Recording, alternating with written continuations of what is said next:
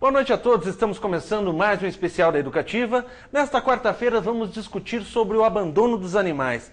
Algo que é muito comentado, muitas pessoas às vezes reclamam da situação dos animais nas ruas, mas hoje a gente vai poder discutir, debater um pouco mais esse assunto, junto aqui com os nossos convidados. Leandro Monteiro Inglês, boa noite, Leandro.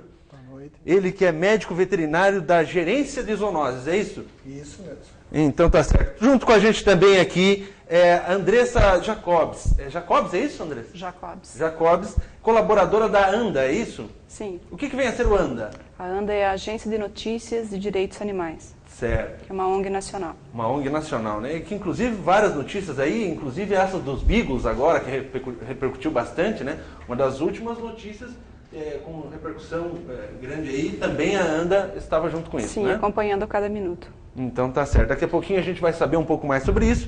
E junto com a gente também Juliana Ribeiro, da assistente social da JRMD. É isso, Juliana? Isso mesmo. Boa noite, Juliana, tudo bem? Boa noite, tudo jóia. Juliana, que está fazendo um cadastro agora também junto aos novos moradores aí que estão recebendo as casas da Prolar também, coisas assim. Isso, né? isso. A JRMD Desenvolvimento Social é uma empresa contratada pela Prolar para cuidar do pós-moradia, que é assim que é entregue os conjuntos habitacionais da Prolar, entre o desenvolvimento comunitário, que daí entra a gente para estar colaborando com eles nessa nova fase de moradia deles. E assim que a gente chegou lá, a gente identificou o número de cachorros, né, na rua, e a partir disso a gente entrou em contato com a zoonose para poder agora ver, a começar ter um trabalho aí junto aos para animais. ver o que a gente pode estar fazendo para estar melhorando isso. Então tá certo. A gente quer também a participação de você de casa, mandando a sua mensagem através do 9905-4321. 9905-4321, para que você também possa participar, dar sua ideia, sua opinião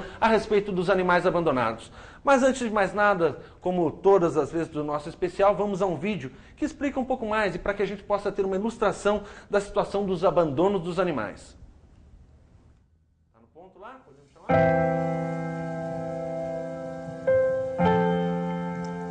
Se você se chama Sofia, ou tem alguém querido com esse nome, por favor, não fique chateado comigo. Mas a Sofia em questão aqui é uma cachorrinha que mora no pátio lá de casa. Sofia é uma mistura de alguma coisa com coisa nenhuma. Quando ela chegou, bem pequena, ela parecia uma bolinha de tênis, amarelinha, assim, felpudinha, e foi trazida para fazer companhia para Brigitte.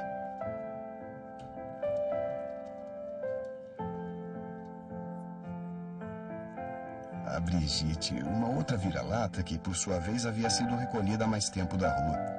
Muito doente, raquítica, a cachorra mais magrinha que eu já vi. Devo dizer que, apesar dos nomes de artistas de cinema, nos dois casos, isso só foi coincidência. Mas eu tenho certeza que a Brigitte Bardot, dado seu interesse pelos animais, ia até ficar feliz de ter uma xará como a Brigitte. Uma cadelinha que sabe ficar na dela como ninguém.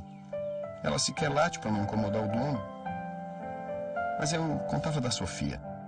Cadelinha acostumada a afagos diários. Ela, até onde eu sei, é o único cachorro que ronrona feito gato. Basta dar-lhe uma coçadinha na barriga. Pode ser com o pé mesmo, que ela não é exigente. Ultimamente, porém, ela tem andado triste.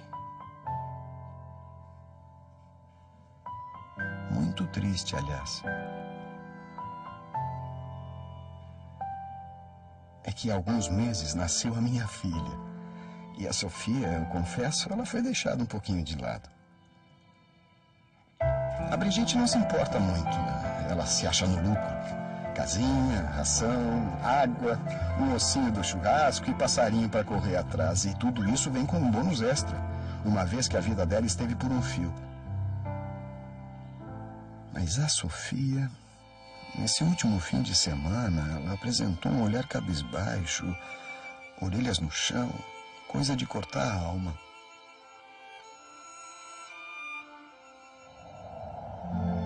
Lembrei de um livro que li quando criança, Coração de Vidro, de José Mauro de Vasconcelos. Nele, os bichos sofriam com a indiferença ou a maldade dos donos. Eu recordo do imenso sofrimento que senti e também de algo que me intrigou. O coração de vidro do título era a respeito dos bichos e representava como esse coração era frágil, quebrável? Ou era a respeito de nós, humanos, de como podemos ficar impermeáveis a certas emoções? Olhei para o lado, no chão, e a minha filha de 9 meses se divertia colocando a mão na boca da Sofia, puxando-lhe as orelhas, apertando-lhe o nariz. E a Sofia nem pensava numa pequena vingança, um arranhãozinho, uma mordidinha, quem sabe. Apenas olhava para mim. Não era um olhar ressentido, muito menos desafiador. Era apenas um olhar de saudade.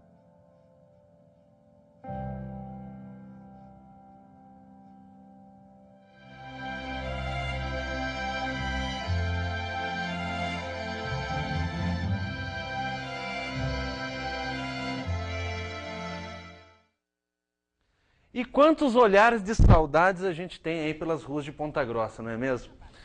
Eu acredito que nós devemos ter, aliás, nós temos um número mais ou menos de quantos animais nós temos hoje abandonados em Ponta Grossa?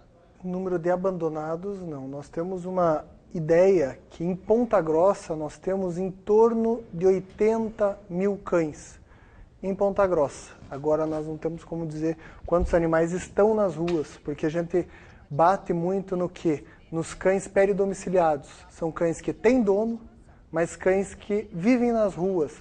Quer dizer, vivem nas ruas não, eles vão passear na rua, depois voltam para comer em casa. Então, nós chamamos cães que estão nas ruas, não são cães de rua. O cão de rua não tem dono. Ele come o que ele encontrar ali, o que as pessoas estão fornecendo para eles de alimento. Agora, o cão que está nas ruas, não. Tem o seu lar, ele vai lá, ele vai dormir depois em casa, ele come, ele sai para dar aquela passeada. Daí pode acontecer de mordidas, acidentes. Então, esses cães peridomiciliados são mais problemáticos do que os cães que vivem nas ruas. Realmente na rua. Aquele que já vive na rua... Porque esse que vive na rua, ele já é mais esperto, ele sabe atravessar a rua. Esse que está na rua, muitas vezes não. Porque o dono sabe, ele tem que dar uma passeadinha e solta o animal. E aí que pode ter um acidente, porque o cão não está tão acostumado andar nas ruas quanto aquele que vive nas ruas, né? Certo. Porém, agora, esses cachorros que estão nas ruas, ou até que esses que têm o seu dono, mas muitas vezes acabam saindo para essa passeada, que são os que geralmente são os focos problemáticos nossos. E aí acaba refletindo muitas vezes num atendimento, tanto para zoonoses, entre várias situações, né? Como é que está isso em Ponta Grossa hoje?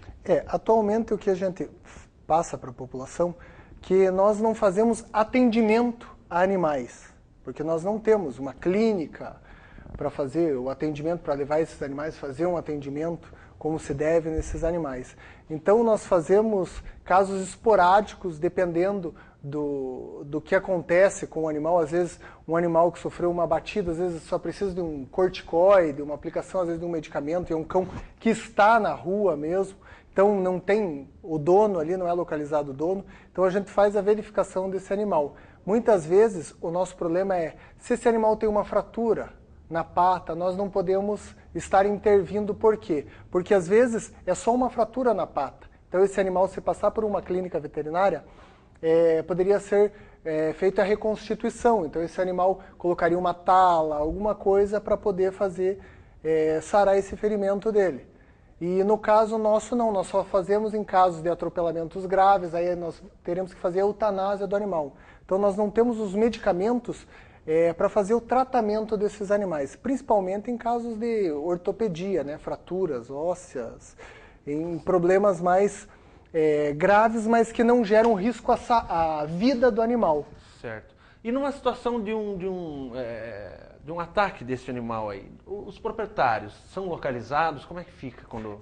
A gente tenta localizar o proprietário, mas muitas vezes nessas horas não aparece o proprietário. A gente sempre tem que lembrar que o proprietário é o responsável pelos atos que o animal vem a cometer. Então, se ele causou um acidente de trânsito, quem responde é o proprietário do animal. Que deixou porque ele que deixou solto o animal. Certo. Normalmente as pessoas passam essa responsabilidade para o município, mas daqui a pouquinho a gente vai entrar um pouco mais nesse assunto. Andressa, agora quais são as notícias que Ponta Grossa gera para o mundo animal? Como é que está a situação? Como é que, o que a ANDA tem noticiado a respeito de Ponta Grossa? Bom, várias formas no caso de maus tratos aos animais, né? O que eu posso lembrar agora de cabeça, a questão dos cães, ela é sempre polêmica, né? Porque as pessoas reclamam, as pessoas acham que é somente o cão que sofre. Na questão animal é o cão e o gato, no máximo o cavalo que sofre, porque ele que está na rua, como o Leandro citou. É o animal que ele está em contato com as pessoas veem. Mas grande parte das formas de exploração, 98% da exploração animal, está no que a gente consome. Então a ANDA ela procura equilibrar isso, né? Não somente a questão, por exemplo, dos cães, dos gatos, dos cavalos, mas também do abate, no caso da vivissecção, que acontece na UEPG. Isso também é pauta. Né, o uso dos porcos no curso de medicina, agora com a polêmica dos beagles, isso está vindo à tona novamente.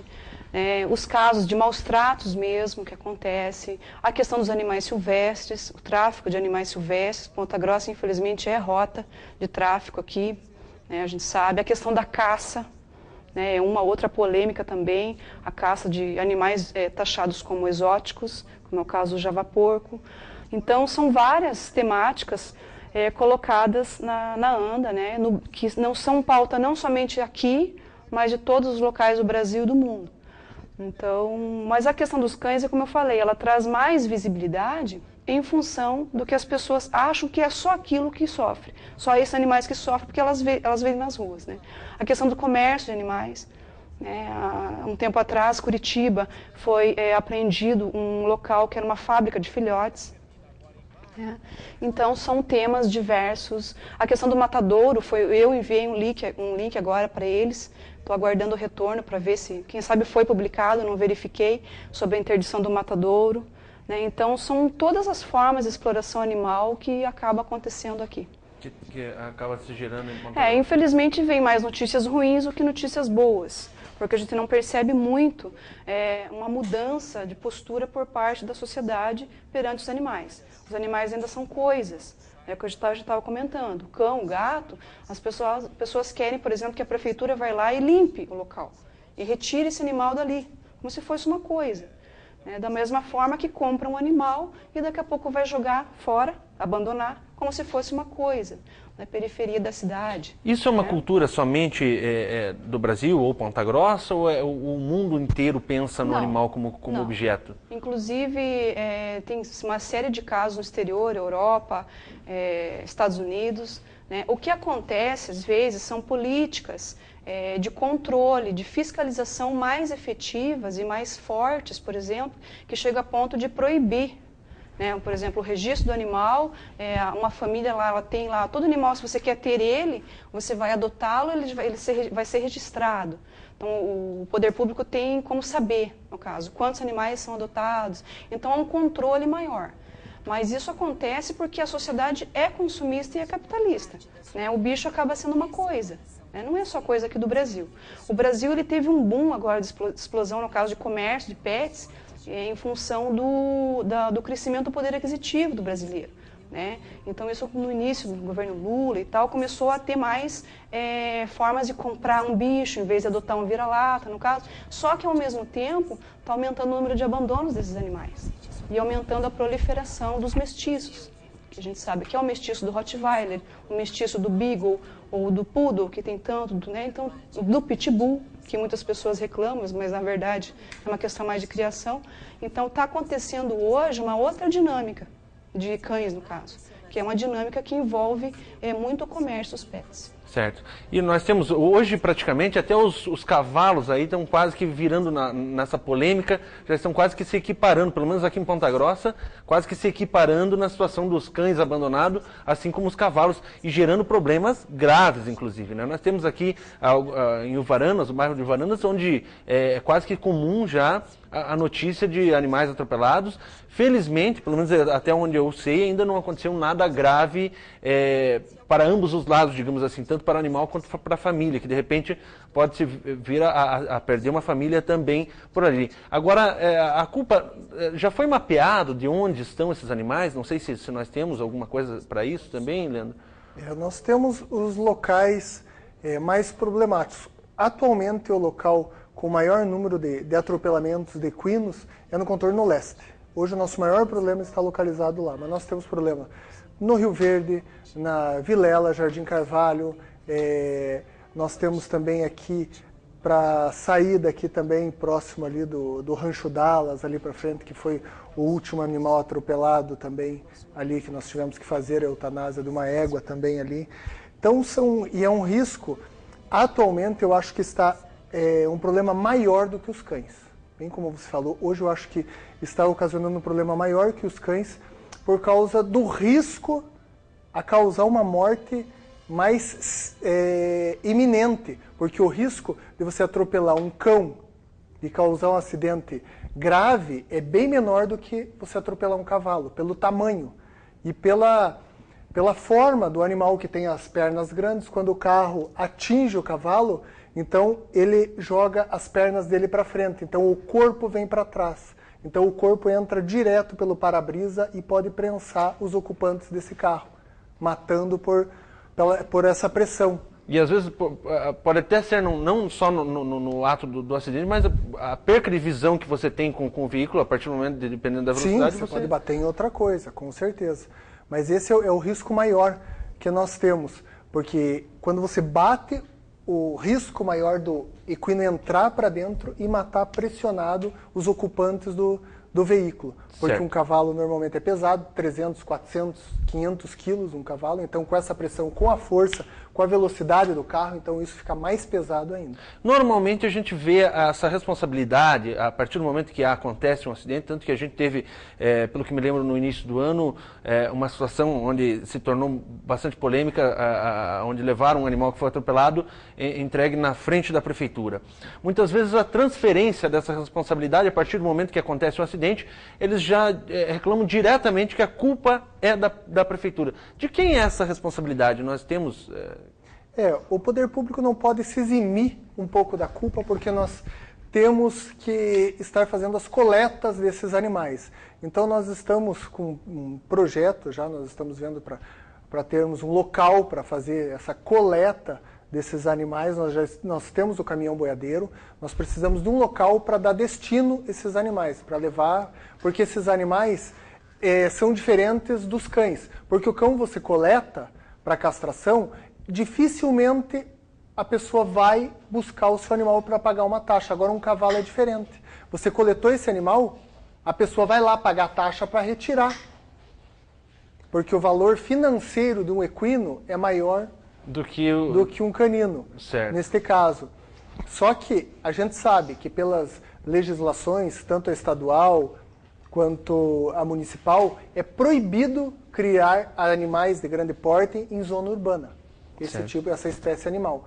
Então a gente sabe que é proibido. Então, só que nós só vamos no local quando nós recebemos uma denúncia por escrito, feito no protocolo geral da prefeitura. Então chega o endereço, tudo para nós irmos até o local, para nós notificarmos o proprietário para retirar os animais de zona urbana. Peraí, então se eu tenho um problema, de repente, do meu vizinho que está tratando de um animal no fundo da casa dele, um animal de grande porte, de repente, ou até mesmo, às vezes, um cachorro onde o proprietário não faz a limpeza, a higienização do ambiente, eu posso reclamar isso para as zoonoses, é isso? Reclama, faz no protocolo geral da prefeitura a reclamação, lembrando que atualmente nós temos uma demora maior, porque hoje somos só 2 profissionais que fazem as reclamações, dependendo da área, tem a bióloga e eu como veterinário, que fazemos para a cidade inteira.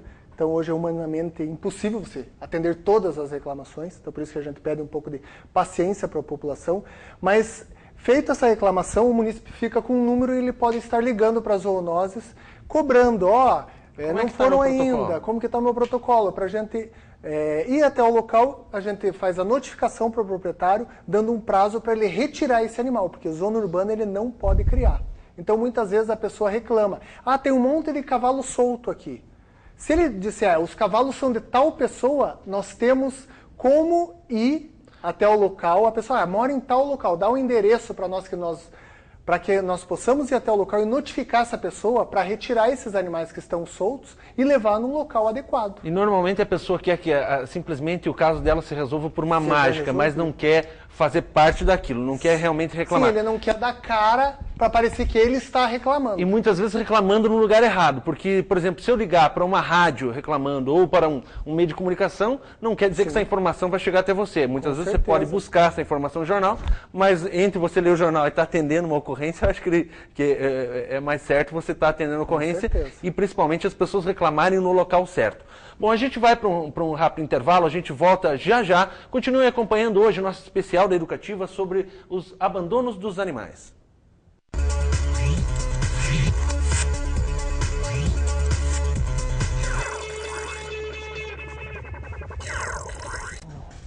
Retornando no nosso especial da Educativa, lembrando que agora toda quarta-feira, a partir das 8 da noite, você tem esse encontro marcado aqui no especial da Educativa.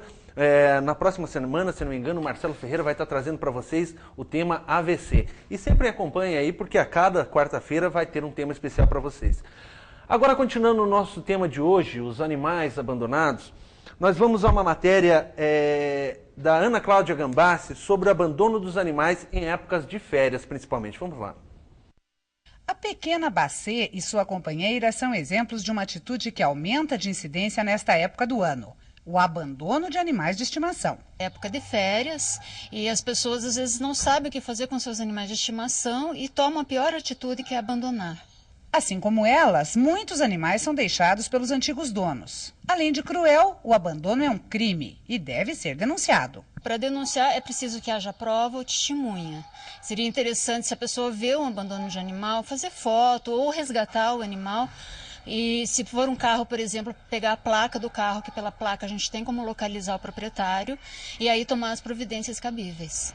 Isso é crime, esse abandono. Com certeza, e é um dos piores crimes, né? Porque você coloca um animal que está acostumado a ter tudo, jogado fora, como lixo.